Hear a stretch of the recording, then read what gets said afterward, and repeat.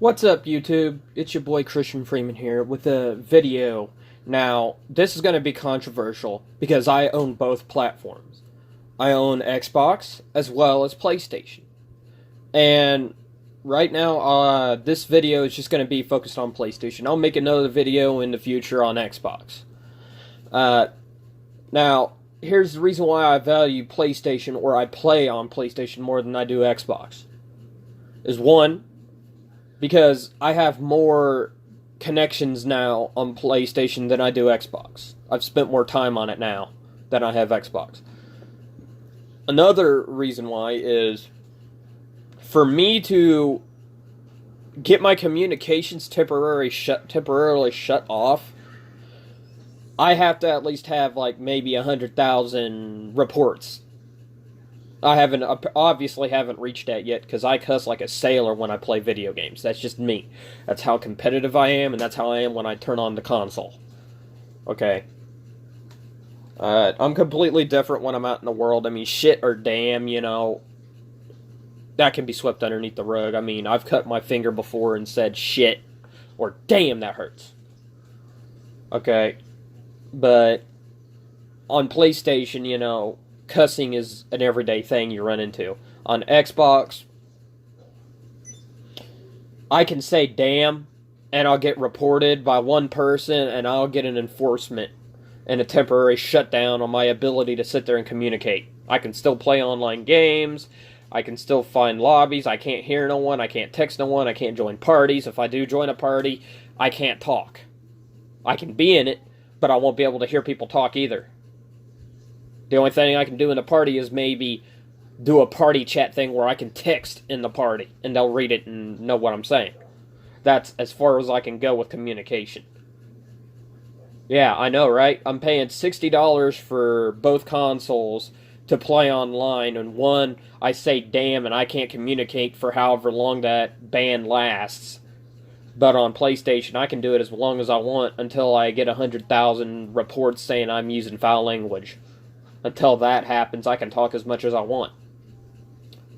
I'm going to use this for an example. There's liberals that get butthurt in the world over people who own guns who have not killed anyone or hasn't proven that they are unstable as of right then to own a gun. The liberals get butthurt on Xbox. I can go on Xbox and piss a liberal off in 2 seconds, get a report, and get an enforcement and a temporary communications ban. On PlayStation, if I do encounter a liberal, that liberal needs to report my profile for using foul language in-game chat and party. It needs to do it 100,000 times before I get a communications ban or a warning that it might happen.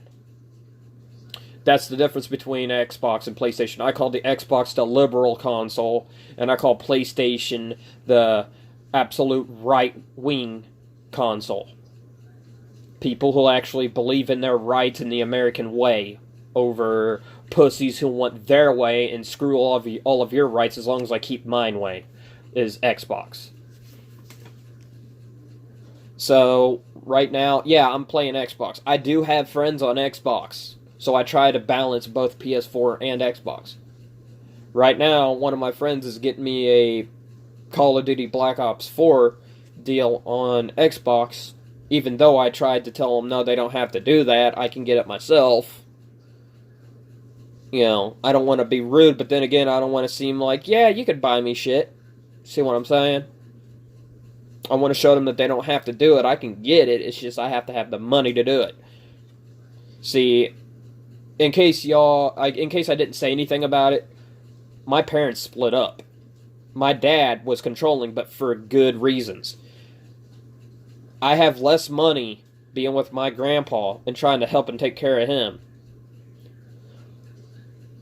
than I did when my mom and dad were still together, because at least my dad wouldn't let me spend money for like 3 months, maybe 4, maybe 5.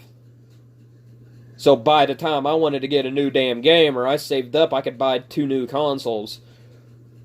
I'd probably have enough money to buy me a game. I'm set.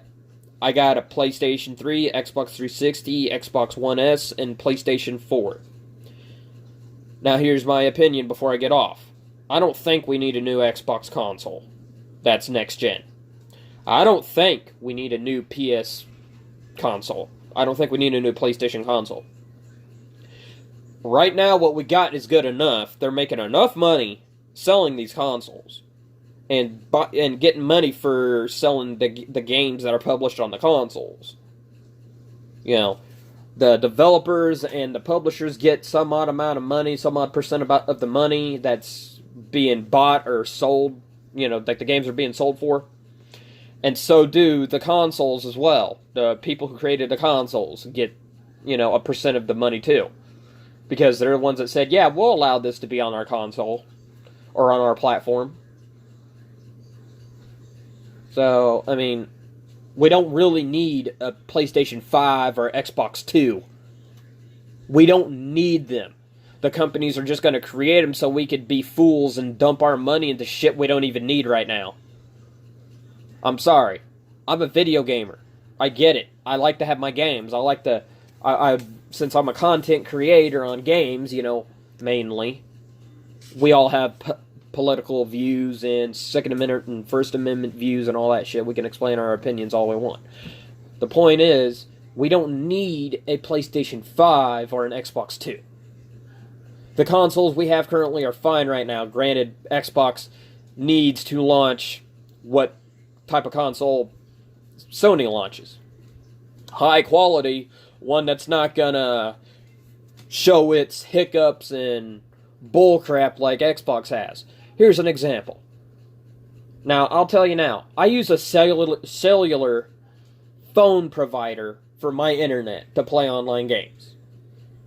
My PlayStation 4 Generation 1 PlayStation 4, the very first one, the 500 gigs, is outperforming the Xbox One S right now.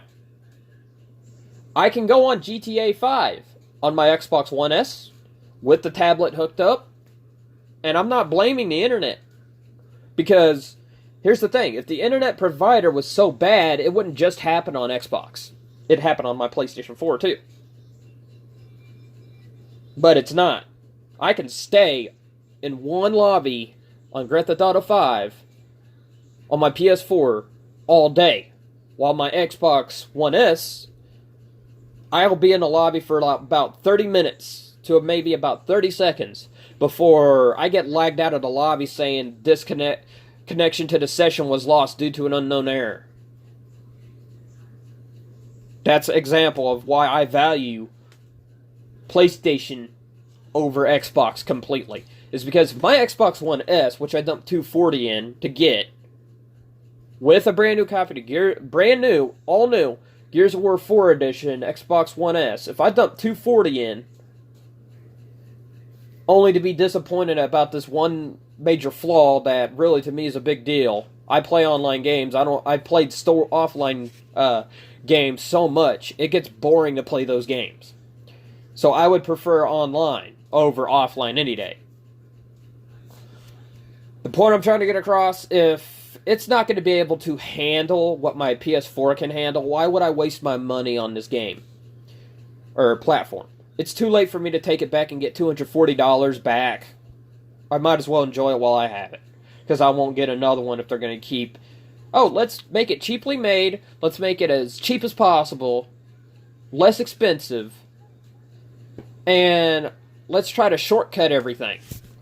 And the end result, you get a system that can barely handle what my PlayStation 4 can handle. At least with Sony, the only drawback is they don't have backwards compatibility. That is it. That's the only difference. Everything else on my PlayStation 4, and it's, like I said, a regular 500 gig. It's no Slim or Pro. It's literally the original. And I'll tell you now, I've even had an Xbox One X, not an S. I have. But I sold it to get this Gears of War 4 edition, because it wouldn't work. I had to pry my Call of Duty World War II out of it. I played 30 minutes of the campaign on World War II, and it shut off. I'm not paying. I got $500 back, and I went around and spent that $240 on this console. I would rather have an Xbox One S, something that's proven to be more reliable than the Xbox One X, than spend $500 and have it shut down on me 30 minutes of gameplay time.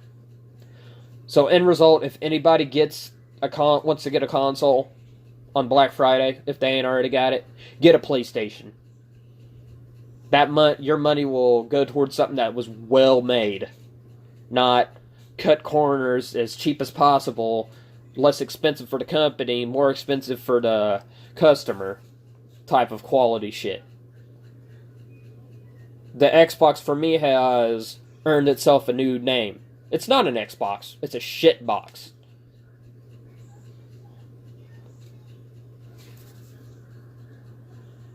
Don't forget to like and subscribe to my videos for more content.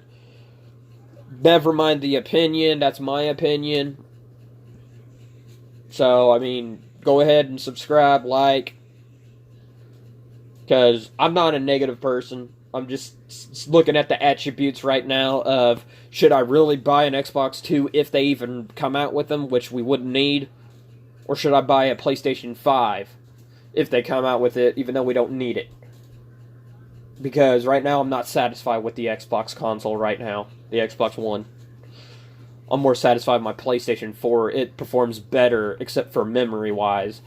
It performs better than the Xbox One S. But like, subscribe, comment, like this video.